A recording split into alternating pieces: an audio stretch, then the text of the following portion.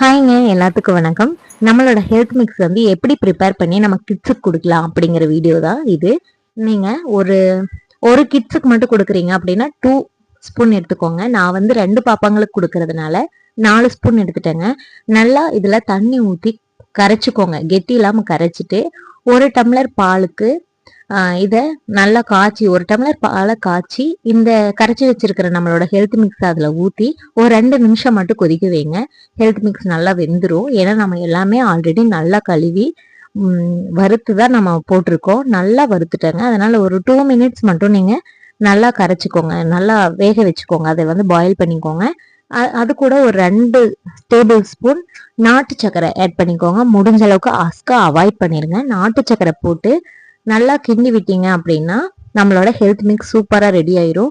ஒரு பவுலில் போட்டு கொடுத்தீங்கன்னா நல்லா ஆறுனதுக்கு அப்புறம் குழந்தைங்க சூப்பராக சாப்பிட்ருவாங்க. கொஞ்சம் வெதுப்பாக கொடுங்க, சூப்பராக இருக்குங்க நம்மளோட ஹெல்த் மிக்ஸ். நான் டெய்லி எங்கள் பாப்பாங்களுக்கு இந்த ஹெல்த் மிக்ஸ் தான் கொடுத்துட்ருக்கேன். அவங்களுக்கும் டேஸ்ட் ரொம்ப பிடிச்சிருக்கு. நீங்களும் உங்களோட கிட்ஸுக்கு முடிஞ்ச அளவுக்கு டெய்லியும் இந்த மாதிரி ஹெல்த்தியான ஒன்றை சேர்த்துக்கோங்க.